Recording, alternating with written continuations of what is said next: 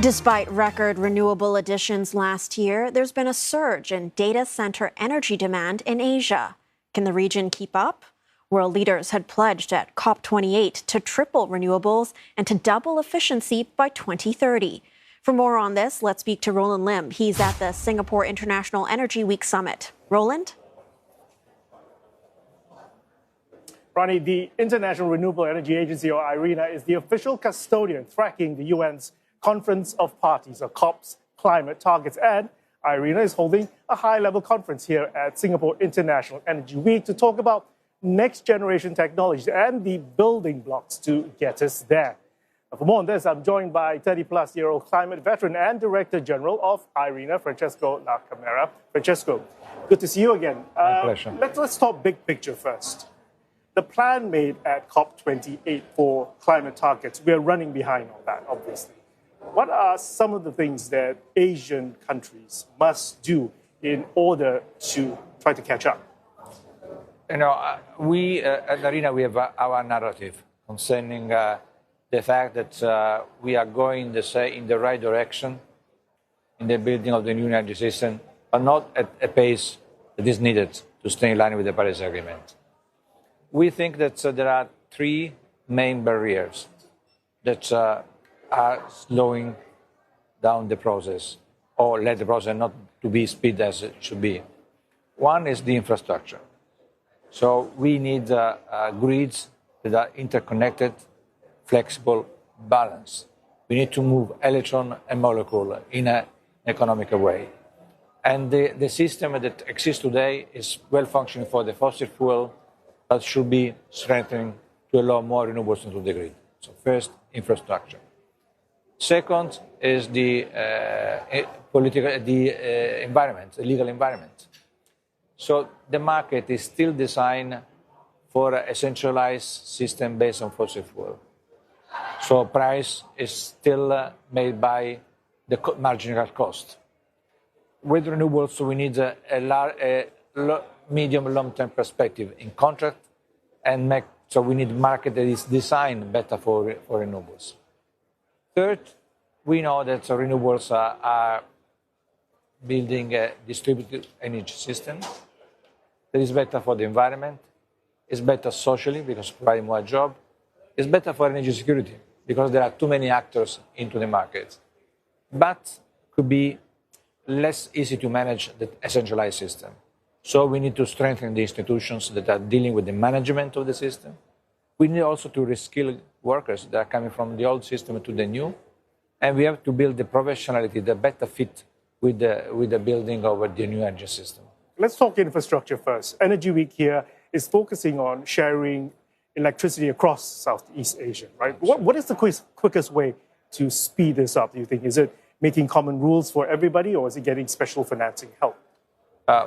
Naturally, the second is really important. I don't think that the region can do alone without attracting investment.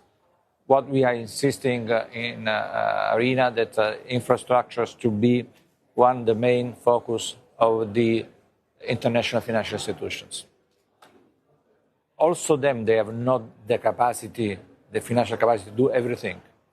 But if they come with a clear plan for the region in terms of infrastructure, also private capital can join. We have an initiative that is called UNESA. It's an association of utility. We have all the big utility in the world. This is much needed. So having a clear message from the multilateral financial institutions that they want to focus first on infrastructure. We have to associate the idea of development with the building of the new energy system, as has been done after the Second World War with the Marshall Plan in Europe. Okay. And of course, cross-border renewable deals are looking encouraging. I mean, one example comes to my mind is Singapore's RGE with France's Total Energies in building a solar battery plant in Indonesia. Now, what sort of things should investors be looking at to make sure that these projects are good investments? So naturally, very simple. You have to make your easy calculation to understand if the project stands from a bankability prospect. So it's what IRENA is working. So we are receiving projects and trying to assess the bankability and present to our financial partners. It's what we are trying to do now with the launch of this accelerated partnership for renewable energy in Southeast Asia, with the leads of Singapore. This will allow us to make a major role in allowing the capacity of planning and transforming the planning projects and getting the financial support that is needed. But we think that we are very close to have this investment coming in the region. And which new green energy technologies do you think are the most bankable? Is it better solar panels? Is it longer lasting batteries? Is it smart grids? It depends on the local characteristics. If the radiation is good, it's solar. If the wind is good, it's wind. If geothermal potential is in Indonesia, it's geothermal. So it depends on the local characteristics. What I wish to make clear that renewables, we have to see not about the single technology, but about all together, because they help each other. So countries that have hydropower capacity have the best battery in the world, the best storage.